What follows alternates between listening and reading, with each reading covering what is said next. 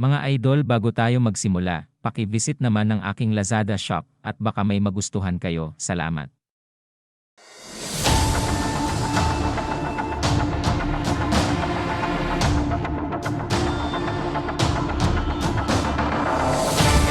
Ang kwento ay nagsisimula sa isang abiso na nagsasabing ang demotion prevention ay mag-uumpisa na. Ang mga manlalaro ay agad na tumingin sa kalangitan nang makita nila ito. Ang kanilang pangunahing misyon ay depensa. Nagkulay pula ang kalangitan at may isang nakakabahalang bagay na humati sa puwang ng kalawakan. Isang malaking halimaw ang lumabas mula dito at nagdulot ng lagim sa lahat ng dako. Nadama rin ng mga manlalaro ang napakalaking pressure na inilalabas ng nilalang na ito. Ang halimaw na nasa harap ng sangkatauhan ngayon ay tinawag na behemoth at kailangang mapuksa ito upang tiyakin ang kanilang kaligtasan. Sumigaw ang halimaw sa harap ng mga manlalaro. Sobra-sobra na itong sapat upang manginig ang mga ito. Ngunit alam nilang hindi sila pwedeng sumuko kaya't ipinagpatuloy nila ang kanilang pormasyon. Patuloy pa rin ang sangkatauhan sa pag-atake sa napakalaking nilalang na ito. Magwawakas ang mundo kung mabibigo sila sa kanilang misyon. Ang trahedyang ito ay nagsimula noong magsimula ang Battle.net noong taong 2010. Nagsimula ito bilang isang kompetisyon sa pagitan ng mga bansa, ngunit nagbago ang lahat nang may bumukas na isang portal sa kalawakan noong 2022. Ang dating kompetisyon ay naging laban para sa kaligtasan, laban sa iba't ibang nilalang sa kalawakan. Patuloy na natatalo ang sangkatauhan at sa kasalukuyan, taong 2023, may 10 bansa na lamang ang natitira sa buong mundo. Ang behemoth na sumasalakay ay isa din sa mga manlalaro mula sa ibang mga kinatawan. Laban sa malalakas nitong puwersa at masasaklawang pag-atake, halos hindi nakaligtas ang sangkatauhan. Karamihan sa kanila ay madali lang nabura sa ibabaw ng mundo, hanggang sa lumitaw ang isang misteryosong lalaki. Tinitignan niya ang halimaw ng may pandidiri, at napansin siya nito, at agad nagpakawala ng malakas na atake galing sa bibig nito. Ngunit ang lalaking ito ay nagpatuloy sa pagsugod patungo sa halimaw at madali lang na diniflect ang atake ng halimaw gamit ang kanyang kaliwang braso, at habang iniilagan ang atake, nagbigay siya ng malakas na suntok patungo sa behemoth. Ang suntok na ito ay labis ang lakas kaya't nagdulot ito ng malalaking bitak sa paligid. Ang mga manlalarong nasa paligid ay nagtangkang magtanggol laban sa epekto ng suntok. Makikita natin ang isang lalaki na hindi makapaniwala sa kanyang nakikita. Napatumba ng misteryosong lalaki ng mag-isa ang behemoth. Ibig sabihin, nagtagumpay ang USA Division sa kanilang misyon. Napatanong ang lalaki sa sarili kung ito nga ba ang kapangyarihan ng isang martial saint. Ang lalaking ito ay walang iba kundi ang ating bida sa bagong kwentong ito. Siya si Seong Jihan, isang binatang manlalaro na nasa ika-7 pwesto sa buong mundo. Sa tagumpay na ito, may narinig tayong boses sa tuktok ng gusali. Isang lalaki ang nagpahayag ng tagumpay at pinuri ang kanilang matapang na bansa sa pag-survive sa kalamidad. Ang lalaking ito ay si Baron Williams, kilala bilang pinaka-nangungunang manlalaro sa buong mundo. Siya rin ang Guildmaster kung saan napapabilang ang ating bida. At habang abala ito sa kanyang talumpati, bumaba ang isang pari at papunta kay Jihan. May mga manlalaro na nagtatangkang pigilan siya, ngunit pinabayaan na lang siya ni Baron. Alam niyang kaya niyang alagaan ang sarili niya.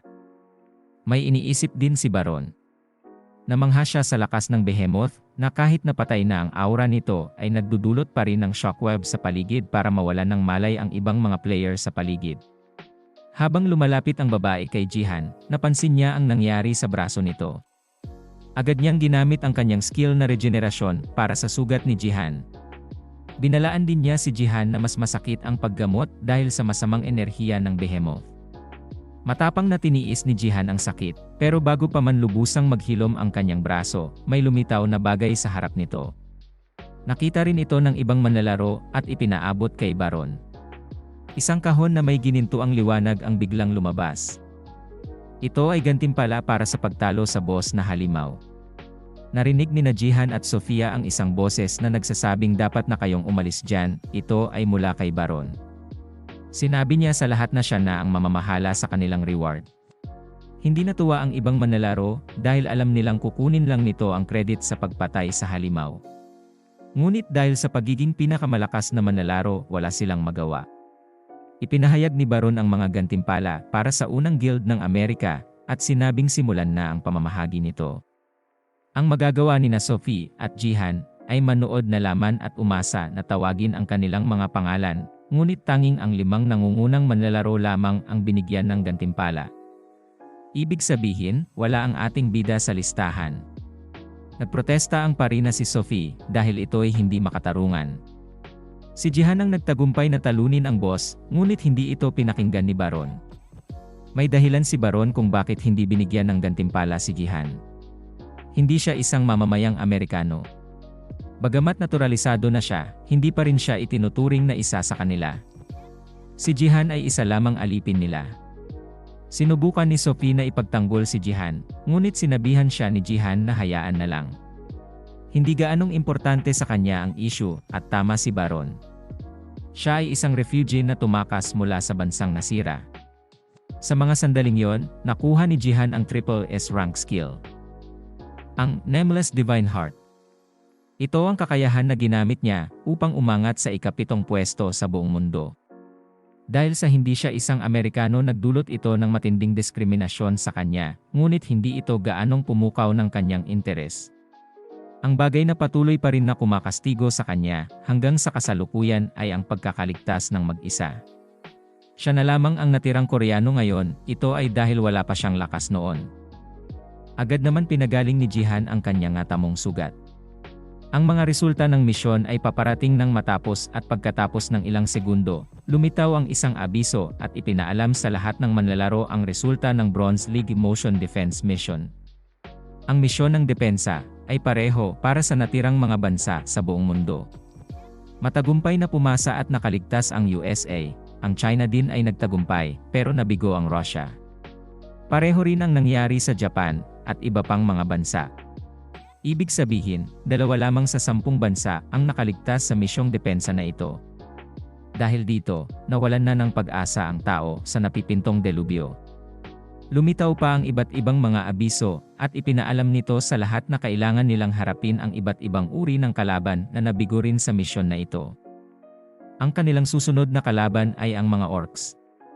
Marami ang nagpanik nang malaman ito, kaya't sinabi ni Sophia kay Baron na kailangan nila si Jihan sa huling laban dahil siya lamang ang mananalo laban sa mga ito. Ngunit hindi nagpatalo si Baron at pinanindigan ang kanyang dangal. Inihayag niya sa lahat na sasabak sila ng walang tulong ni Jihan. Dumating na ang oras upang tawagin ang mga manlalaro sa iba't ibang planeta. Si Baron at 4 pang mga manlalaro ay lumitaw sa stage. Binati niya ang kanilang mga kalaban, tinawag pa nito ang mga orcs bilang baboy. Ininspeksyon niya ang kanyang koponan, na binubuo ng 4 na pinakamahuhusay sa kanyang guild at isang ranker mula sa China. Naramdaman ni Baron ang kumpiyansa, at iniisip na hindi na nila kailangan si Jihan para dito. Itinaguyod niya ang buong lakas niya, at ipinahayag na kakayanin niyang harapin ang labang ito ng mag-isa. Agad lumutang sa ere si Baron at nang palabas ng pulang aura sa katawan, nagpakita ito ng matinding kapangyarihan. Sumalakay ito sa mga orcs na may makapangyarihang aura. Labis na determinado si Baron ang nangungunang manlalaro sa buong mundo na manalo sa huling laban. Ngunit bigla, isang malaking orc ang sumulpot sa harapan nito, at agad winakasan ang kanyang buhay na labis na nagpagulat sa mga kasamahan nito. Hindi din makapaniwala ang iba pang mga player na nanunood sa broadcast, pati na ang ating bida. Nahulog ang ulo ng pinakamalakas na manlalaro sa mundo, at lumabas ang abiso na namatay si Baron. Naramdaman ng buong sangkatauhan ang pagkawala ng pag-asa. Sa parehong oras, isa-isa ding nahulog sa pagkatalo ang iba pang natitirang mga manlalaro. Mas malakas pala ang mga orcs kaysa sa pinakamalalakas na manlalaro ng Earth. Ang tanging natirang buhay na lamang ay isang pari, ngunit hindi rin siya nanalo sa labang ito. Bago ipatupad ang huling atake, pinasalamatan ng orc na ito ang sangkatauhan sa pagiging mahina. At sa gayon, natapos na ang laro. Nabigo ang sangkatauhan at nababawasan sila ng antas sa Bronze League. Ngunit dahil walang antas na mas mababa, nangangahulugan ito na mahuhulog na ang sangkatauhan mula sa Space League. Sumiklab ang isang itim na aura mula sa lupa, at ito'y biglang lumaki at sumaklaw sa buong mundo at sinira ang lahat ng dinaraanan nito. Hindi din makakilo si Jihan laban dito, sapagkat siya'y agad lang nilamon ng madilim na aurang ito. Iniisip niyang ito na ang katapusan ng mundo. Lumaki pa ng lumaki ang itim na aura at nagmistulang ganap na black hole, ganap nitong winasak ang planeta sa loob lamang ng ilang sandali. Wala ni isa sa kanila ang may kakayahan na maligtas mula sa ganitong klaseng kalamidad. Lumitaw ang abiso at kinumpirma ang kabuuang pagkawala ng sangkatauhan. Ngunit biglang may naganap na error.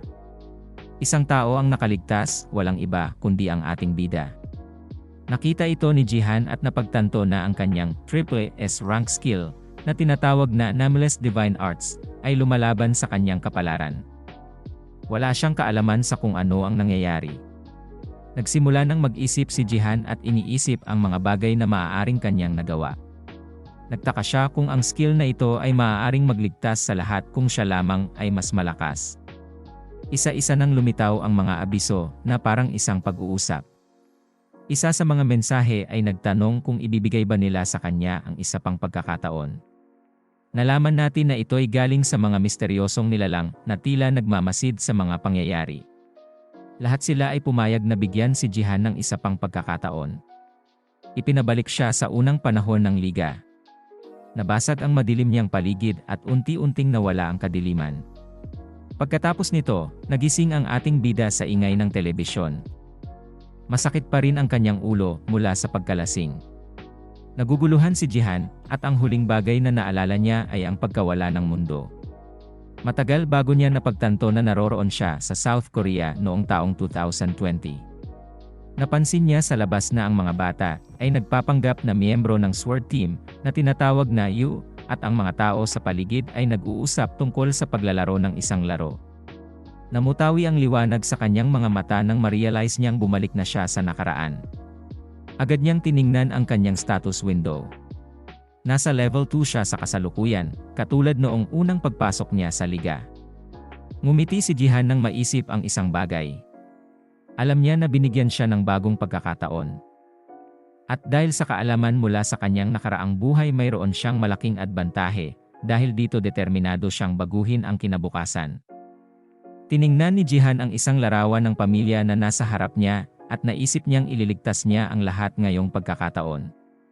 Siya lang ang tanging tao na nakakita sa endgame at sa ngayon ay bumalik upang baguhin ang tadhana ng sangkatauhan at ang taon na 2020 sa South Korea. May matibay na posisyon sa mga ranker sa buong mundo ang South Korea, at ang mga nangungunang manlalaro noong panahong iyon ay itinuturing na 11 na manlalaro ang pinakamahuhusay, at isang tiyak na tao ang nasa ikatlong pwesto. Ang taong ito ay nakagapi sa maraming ranker sa isang tama lamang. Siya ang lalaking hawak ang dalawang espada, ang kilalang Sword King, si Yoon Sejin.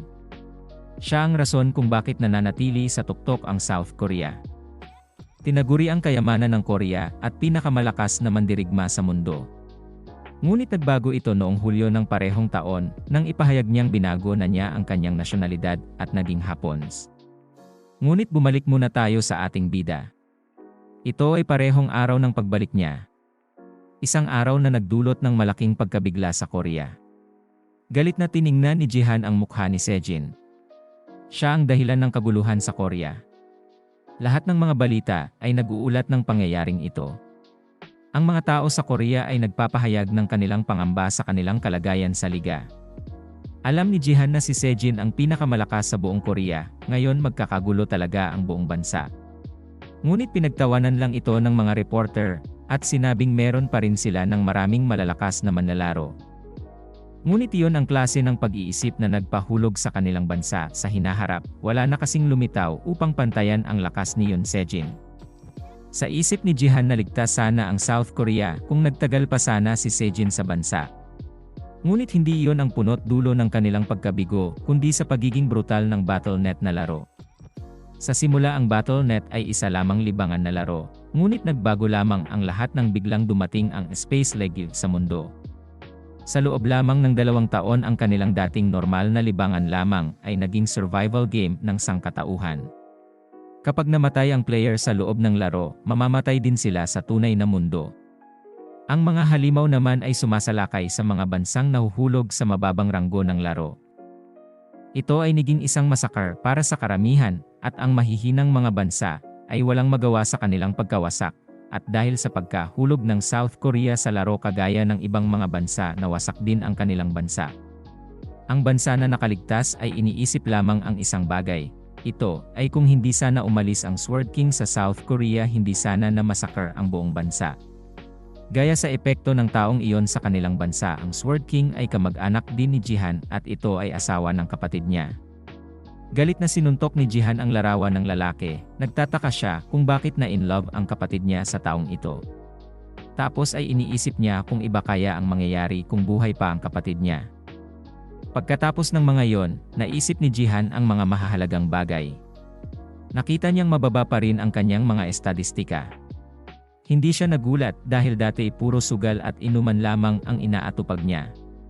Alam niyang tanga siya noong mga panahong iyon, hindi niya rin alam ang tunay na kapangyarihan ng regalo niya sa mundong ito. Lahat ng tao ay naging manlalaro pagdating ng 18 taong gulang, pero ilang manlalaro lamang ang nabiyayaan ng regalo. Ang regalo ni Jihan ay itinuring na karaniwan, kaya't ginamit niya ito sa iba't ibang bagay. Ginamit niya din ito sa pagpredict ng kung sino ang mananalo sa laro para magka-pera. Sa mga naalala, kinahihiya niya ang sarili sa pagiging makasarili. Nalaman niya lamang ang kanyang totoong kapangyarihan nang siya ay naging awaken. Pero kahit na ganoon, may ilang bagay sa kanyang mga estadistika na nagpapagulo sa kanyang isipan.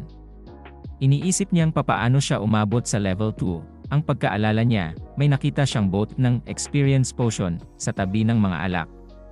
Sa isip niya baka ito'y nainom niya noong lasing siya. May napansin din si Jihan, nagtamo siya ng 100,000 achievement points na kanyang nakuha at nagtaka kung paano. Bagamat walang halaga sa pera ang achievement points, ito'y nagpapaisip sa kanya. Agad niyang tinignan ang kanyang inventaryo. Dito ay nagulat siya nang makita niyang may achievement points exchange coupon, siya na isang X-type na naroroon sa kanyang inventaryo. Nakuha niya ito bilang gantimpala sa pagiging huling manlalarong nakaligtas. Dahil sa nakita labis ang kanyang galak sa sarili, dahil ang reward na ito ay para sa kanya lamang, at dahil sa kanyang kuryosidad agad niyang ginamit ang coupon, agad naman ang system ay nag-imporma sa kanya na nabuksan niya ang achievement store at ang nasa harap niya ngayon ang pupwede niya lang mabili. Ang ating bida ay kasalukuyang natutuksong mag-upgrade, ngunit alam niya sa sariling wala sa mga ito ang makakatulong sa kanya para mas lumakas sa ngayon, ngunit sa huli mas pinili niyang e-upgrade ang mismong achievement store, ngunit wala pa rin siyang makitang kapakipakinabang na mga item, kaya tinaasan pa niya ang level nito hanggang level 3, ngunit hindi pa rin siya sinwerte. Dito makikita na sa pag-upgrade lamang ng achievement store, nabawasan na siya ng 50,000 puntos, at ang susunod na upgrade ay nagkakahalaga naman ng 40,000 puntos, kaya mas lalong pinag-isipan ni Jihan ang kanyang susunod na hakbang. Iniisip niyang pwede niyang bilhin lahat ng mga item sa store sa natitira niyang puntos, ngunit sa kanyang hamak na pagiging sugarol mas pinili niyang e-upgrade muli ang achievement store.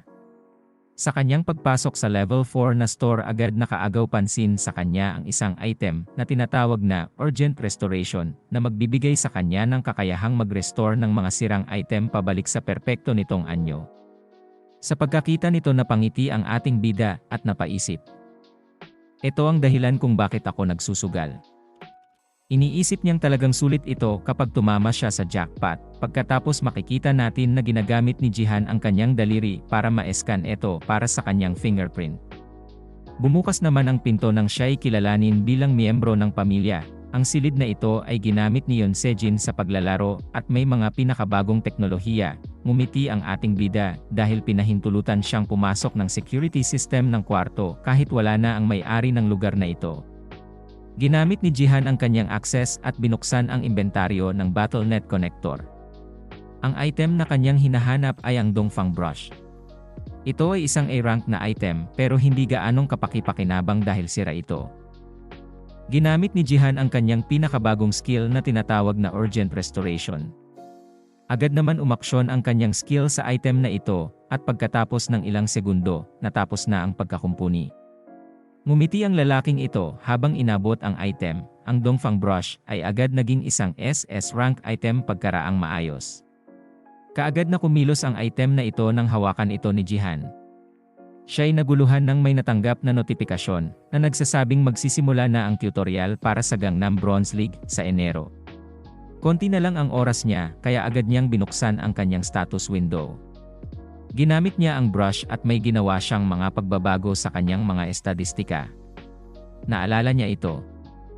Ito ang dahilan kung bakit siya naging ikapito na nangungunang manlalaro sa buong mundo at may titulo na Martial Saint.